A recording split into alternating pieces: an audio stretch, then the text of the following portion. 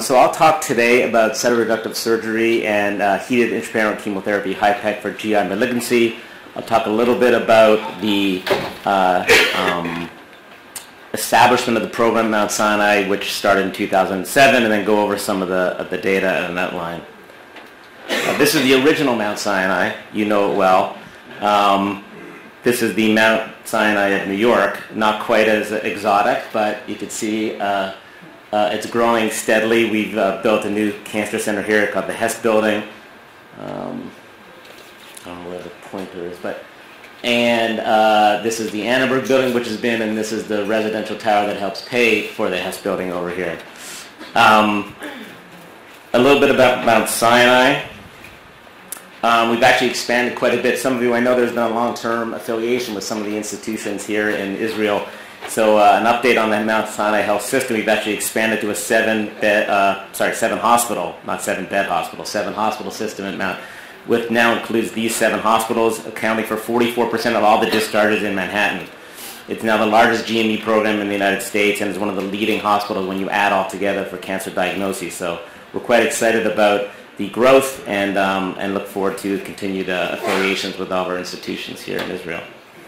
So today my talk will be about, give a little bit of a background about HIPEC and the rationale, some of the surgical technique which we've heard before but we'll go over in minimal detail, some of the current literature, and then what it takes to establish a HIPEC program. I think it's variable. I certainly saw at Sheba Medical Center yesterday and 2 days ago, really, how extensive a program that is developed. It's been a little more sporadic in the United States, and so I'll talk a little bit about what goes into establishing this program. I'll talk a little bit of our experience at Mount Sinai and then some future directions. So we all know peritoneal carcinomatosis is a difficult problem. We've all seen it in our practices: abdominal pain, weight loss, leading to obstruction, ascites, and ultimately a difficult death for the patient. Surgical treatment alone in general is not done unless for palliative reasons. Whole abdominal radiation is really not done anymore as well. And systemic chemotherapy, of course, is always an option, but is relatively ineffective against peritoneal disease.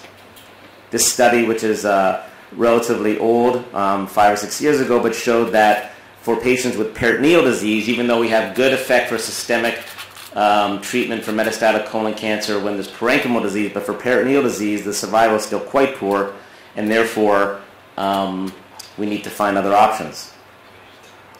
So, as I said, the options are surgical treatment, not done; radiation therapy, as well, not done; systemic chemotherapy, again, relatively ineffective. Dwell chemotherapy has been around for a long time. It involves an infusional port. There's difficulties with infection. There's difficulties with adequate perfusion of the entire abdomen, and is relatively toxic and difficult to tolerate for the patient. Hospice, of course, and palliative care is always an option, and we have to consider that when aggressive surgery or other treatments is not a valid course. But cytoreductive surgery and HIPEC has been established and developed to really help these patients, select patients in these cases. The rationale for hyperthermia: there is a lot in this area that we still don't know what is the source of the benefit. Is it the hyperthermia? We know there are some benefits of hyperthermia alone. It helps the chemotherapy penetrate into the abdominal wall and certainly into the tumors when they're quite small. The high concentration of chemotherapy as well, and how they synergize is not totally clear, but certainly that's part of the rationale for the heat. It's a big operation we've seen before, and I'll show you some of our morbidity, mortality data that will come later on in the presentation, but it is quite an extensive operation, and therefore we have to be quite careful we're doing it on the right patients in the right scenarios. We repeat a lot of the testing that's been done before: CT, PET, MRI. Make sure that there's no extra-abdominal disease. The patient must have a good performance status. And one key thing in the preoperative evaluation is the assessment of the completeness of cytoreduction. And I'll go over how we do that, and then it will come up later on in the talk because that is really a key component. So one system that is most universally accepted in the majority of centers, certainly in North America and I think Europe, use these, called the Peritoneal Cancer Index. It's a system we use to risk stratify patients with peritoneal disease. As you can imagine, AJCC staging for this is not particularly effective. one peritoneal nodule or 100 peritoneal nodules are both stage 4. Clearly those patients will behave differently. So this risk stratification of the abdominal cavity is one thing we do to help do that. It's arbitrarily divided into 13 zones, each zone with a score of 0 to 3 with a maximum score of 39. So each of these zones is given a lesion score, and you can see the breakdown there on the left, and the entire abdomen is scored, and then we determine what the peritoneal cancer index is. Of course, someone with a score of 39 would not be able to be operated on. Of course, a score of 1 would be the most minimal disease with a small single peritoneal nodule, and of course everything in between.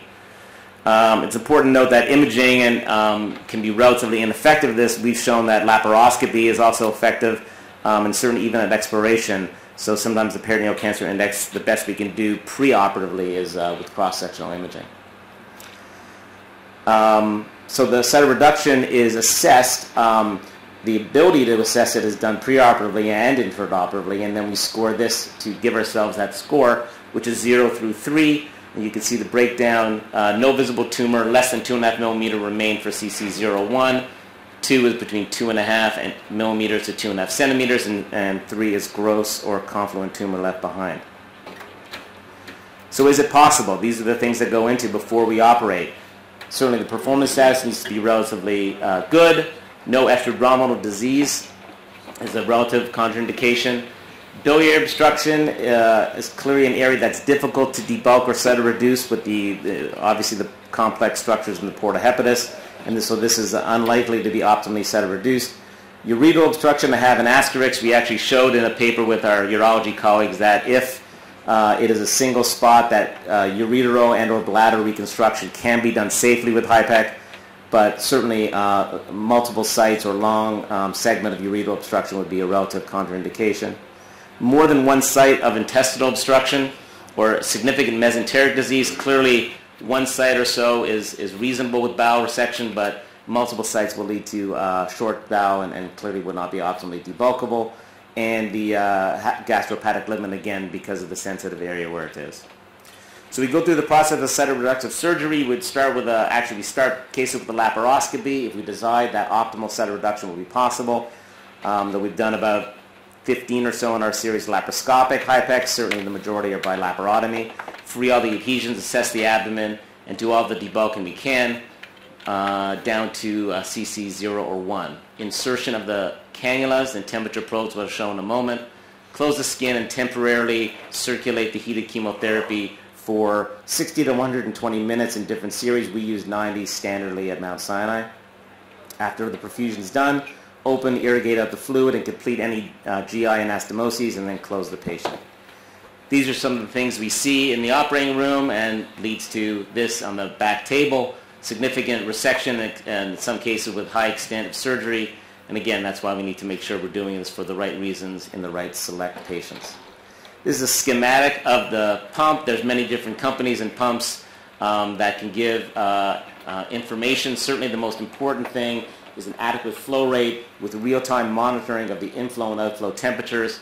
This will allow to ensure a complete perfusion and ensure that the heat is evenly distributed throughout the abdomen. Other monitors or other pumps can give you real feedback on the flow rates, the temperatures for the whole procedure, and other feedback data that can help you track how it goes. This is just an intraoperative picture you can see of the inflow and outflow catheters that sit under the diaphragm and in the pelvis with the temperature probes attached at the tips and connected to the pump. So what are the data? I put this up not for people to read the slide. It's quite small writing, but really to show that there is a lot of data. There's not a lot of randomized data, and we're working on that certainly in the field, but I think the time or the argument that there's no data out there and we just don't know, I don't think is valid anymore. Certainly there's many more questions to be answered, and I think it's our responsibility in what I'll call sort of the early second generation of programs that have developed is to really collaborate and develop some randomized trials and be thoughtful about some prospective trials. But to say there's no data and we don't know, I think, is no longer a valid argument. Certainly for colonic origin, there's also significant data, and any talk on this would not be complete without discussing the single phase 3 trial for metastatic colon cancer. interestingly done over 15 years, or at least 12 years ago at this point. It involved 105 patients randomized to what we would call, I guess, older systemic chemotherapy versus, and palliative surgery versus HIPEC. You can see now in the early experience there was a high mortality rate that's decreased, and certainly at busy centers. And really the summary of the paper in a few lines is that the median survival was really doubled from 12 to 22 months, almost doubled, and with an overall survival of almost 20% predicted for the HIPEC arm. In addition, one other benefit was that malignant ascites was really controlled in many of these patients long term, and they did enjoy somewhat of improved quality of life by 3 months after surgery. This was updated in a JCO article in 2008, and it really showed for those patients that got optimally cytoreduced with the CC001, this is survival rates, and again, I'll caution because the study was not powered to look at just the CC001, but in now 8-year median follow-up, it showed that the response was durable, both for the control of malignant ascites, but in addition for the survival in these patients, and really was encouraging to people that do this, and obviously has led to acceptance of this technique. So I'll go over now establishing a program, what goes into it, and how we used our sort of mission at Mount Sinai to do that, and then in the context of that, show some other areas that we've done in research at Mount Sinai and in our program, and how that establishment of our program has residual benefits that way. First, this is a mission of many hospitals, certainly, but outstanding patient care, cutting-edge research and education and training of our future leaders in surgery. I think if we all follow these 3 tenets of medicine, we'll be doing well. So first, patient care. So first, we had to decide, and when the program started in 2007, is there a need? There wasn't really anyone in the New York area. I think we were behind the times in the United States as far as treatment. And so when I established the program in 2007, you'll see by our numbers soon, it really sort of took off. Can it be delivered effectively and safely with high quality? Certainly that's essential, especially for these patients that don't have great options. We need to make sure that we're doing well, and is an efficient use of resources. So this was our initial experience at Mount Sinai. You can see it grew. There was a little dip or leveling out in 12 and 13 just due to some staffing, but then it's continued to pick up, and is now one of the bigger programs in the Northeast. The histology you can see now, this is relatively up to date with almost 350 patients. The vast majority are appendiceal. We separate pseudomyxoma from appendiceal in that the non-invasive nature, the behaviors really and the treatment is different. And colorectal make up nearly 3/4. And then you can see relatively single-digit percentages of some rarer tumors based on some exceptional or unique cases. So one thing, again, essential, we've heard repeated here in multiple different histologies, is that multidisciplinary presentation is critical. You need a team, not just of the surgeon, but anesthesiology, nursing, both in the floor and in the OR. Perfusionist helps, the chemopharmacy, obviously other medical specialties as consultations are needed to establish a successful program. We analyzed of 170 patients of our for colorectal cancer and invasive appendiceal cancer, and I'll just use this as our one study to highlight from our initial experience. Median age was 55 years of age with slight predominance of women. With median follow-up now it's longer, but then it was 17 months. Some perioperative data first. You can see that our PCI score broken down in thirds here from 1 to 10, 11 to 16, and greater than 16. Was probably a little aggressive early on. Most of the data, certainly less than 20 for a PCI is important. This might have been certainly early in our experience as a referral patterns were patients with extensive disease. We've gotten a little more selective, I think, as time's gone on, but you can see there. Our post-operative PCI, you can see, was low, which means we did get optimal cytoreduction in about 75 or 79% of patients. I think that's probably a good number. Maybe a little bit higher would be better, but if we got 100%, we're probably missing some patients. So I think there has to be some degree of accepting that we're not going to do this for everyone. The chemotherapy agent of choice is mitomycin C. We know that that's stable and has been used very extensively for peritoneal chemotherapy. Cisplatin, carboplatin, irinotecan, others have certainly been used, or oxaliplatin, but at this point Mitral SNC still remains the workhorse of this procedure. Our median number of organs resected was 4. You can see with the number of anastomoses. Operative time, that's excluding the 90 minutes of perfusion with blood loss, but 40% transfusion rate, which is decreased in the more latter half of the series with an 8-day median hospital stay. ICU admission we really don't use routinely at all anymore, would be for the exceptional case. Morbidity is high. You can see with major complications, the percentages there on the right. We thought it was important to look at the 90-day mortality as well.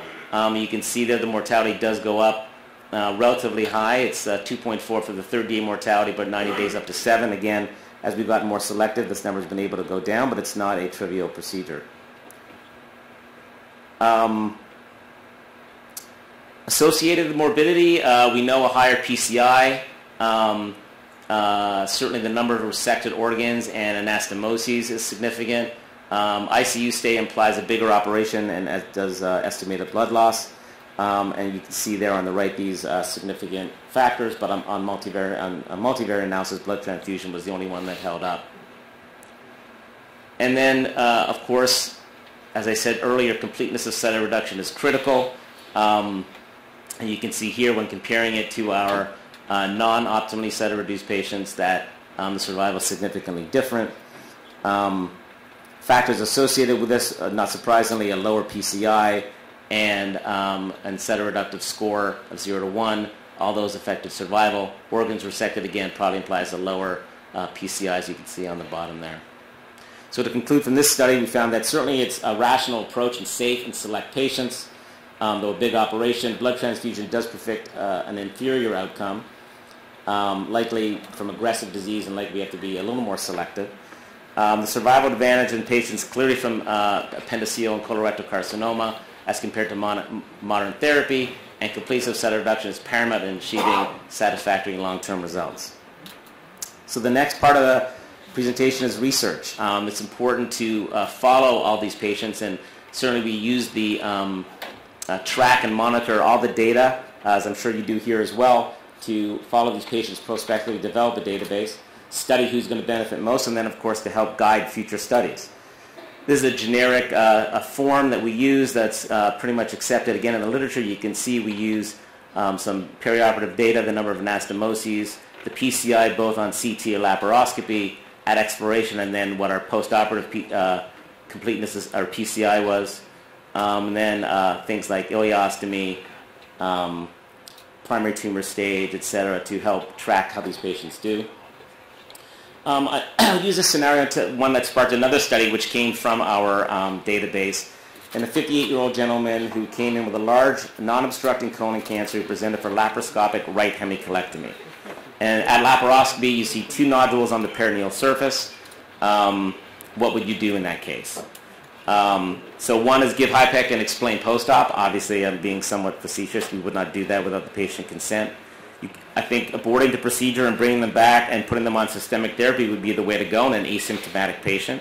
Though we all know that some surgeons would go forward with surgery, maybe resecting just the colon cancer or the colon cancer and the peritoneal nodules, etc. I don't think we know what the right answer is for this case, and we use that to sort of spark an idea and study. So we know that HIPEC in more significant peritoneal disease was reasonable to do in our prior study, but what about in the setting of minimal peritoneal disease, 1 or 2 peritoneal nodules or less? Is there a rationale for that?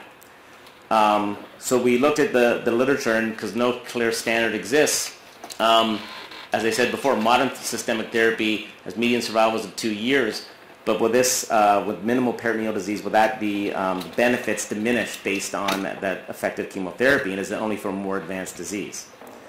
So we know that in general, referral takes place at a leading to or a more extensive disease, and this was actually in our series as well, when patients are on 3 or 4 different chemotherapy regimens, poor performance status, and clearly that, I think, led to the initial negative impact and negative perception of HIPEC.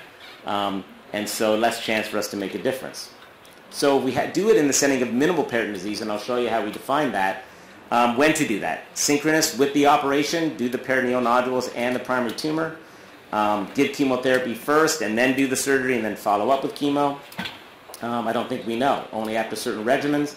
I think it's unclear. What are the pros of doing it for minimal disease? One is less morbidity. We showed in our series and others have shown, and it makes sense. The less peritoneal nodules, the less peritoneal disease, the less morbid the operation would be. Better chance for optimal cytoreduction. Clearly better performance status, and the theoretical benefit of less chemo exposure would mean no chance for resistance, although of course that's theoretical. The con would be it's still an unproven treatment. Systemic chemo we know benefits patients, particularly with modern chemotherapy, and any complication of the procedure, of course, would delay what we know is already effective therapy for metastatic colon cancer. So first, looking at safety, we've shown in our series, but also one at the University of Pittsburgh, which is one of the busiest centers in the U.S., showed in patients in their series published a number of years ago that this is the number of procedures was a number 124 with 122 patients. Most were pseudomyxoma, but there was a whole gamut of different histologies published in 2008. And you can see that the reoperation is high with an anastomotic leak of about 9 cases. The 30-day mortality was 0 with 1.6 overall mortality out of hospital in 30 days. And so this is amongst those still a big operation that can be done safely and therefore is important. Other series that show predicting survival patients with carcinomatosis of colorectal origin with aggressive cytoreduction in HIPEC. You can see both the Verwal study, one in 2004, and then one by Sugarbaker in 2006. Both showed that in patients with optimal cytoreduction and a lower PCI that the outcome is better. So with this logic, perhaps if we're able to get a better cytoreduction with a low PCI, it could be assumed that this would benefit the patient early on. This was one study from Australia with Dr. Morris that showed in patients with limited disease, well-differentiated tumor and completeness of cytoreduction were significant factors. He went so far as to say it should be the standard of care. I think that's a little aggressive to say, but clearly should be part of the treatment paradigm for this disease. So again, key points. Low PCI and completeness of cytoreduction are essential, and can we assume that that will benefit the patient? We use this as a launchpad for our study at Sinai in the setting of minimal peritoneal disease and queried our database for that. Again, from our series, this was 120 patients in the early part of the series. We identified 38 patients with a PCI less than 10, which we defined as minimal. The technique which I described before was applied for these patients as well. And you can see the breakdown here for the PCI. 0 above shows that we actually did the procedure in 2 patients who did not have any clear definitive disease but had perforated tumors. We've actually recently updated what we call our prophylactic HIPEC, and actually it's just recently published with the help of one of your countrymen, Yaniv Berger, who helped get the study published literally in the last month or so. And we'll look for that coming up in the next talk when I come back. The demographics of this study showed that 38 patients were done. Again, the breakdown was similar to our other series. The histology, again, was mirrored of our larger database with approximately 3/4 being of colorectal or appendiceal origin. The operative time was similar as well. This includes the perfusion time of 90 minutes or 5.5 hours or 5.3, with a relatively lower EBL, with median blood transfusion of actually 0, improving this our technique, and certainly in the minimal disease, unlikely to have more need for transfusion. This is the breakdown of the demographics. You can see just age, sex, and patients comparing the low PCI versus the higher PCI greater than 10. And you can see, not surprisingly, a lower CC score in those patients. Post-op, shorter OR time, less transfusion. There were some complications, 2 DVTs, 1 fistula, which is a vesicovaginal fistula, treated conservatively and then resolved. Intra-abdominal abscess, upper GI bleed, AFib, some typical general surgery complications, and then some minor as well. And you can see here the overall survival was quite good. At 2 years was 71% with median not reached. Again, the histologies were mixed, so this really wasn't a study to show true survival data, but to show that we can do it safely and that it does lead to prolonged survival. And certainly once we can have enough in the series to have histology-specific minimal disease, it would be worth looking at again. Again, looking at compared to low PCI or high, you can see that the difference was not surprisingly significant for the lower PCI patients. And we concluded from the study that certainly can be done with minimal morbidity, with limited peritoneal disease, and a complete placenta reduction and low PCI were associated with increased survival, encouraging data that even in low minimal disease, there is a rationale to do this. And as I think we learn more, these are likely the patients that benefit even more than the ones with extensive disease. And as I said before, integration of this into the treatment paradigm is critical in these patients. Finally, I'll wrap up with just education and training. I think it's important to know that we need to spread the word a little bit and a dedication to research and training of our future fellows and leaders. We established at Sinai a board-certified ACGME, now in complex general surgical oncology. Because we're one of the few programs in the Northeast, we are a training site for some outside programs and hospitals where they'll come and learn the technique, and we'll send that back to their institution. And established a research fellowship and a HIPEC educational fund, which actually allowed for fellows now for 3 years in a row to come and do research. This is, again, actually it's not even up to date, as I mentioned before, some studies, but this is just in the last year and 3 months of these publications, which really are a testament to the people working in the lab, the fellows and the research fellows, to allow us to get this published. So to conclude, cytoreductive surgery in HIPEC clearly has a role in the treatment of GI malignancy, certainly colorectal and appendiceal cancer.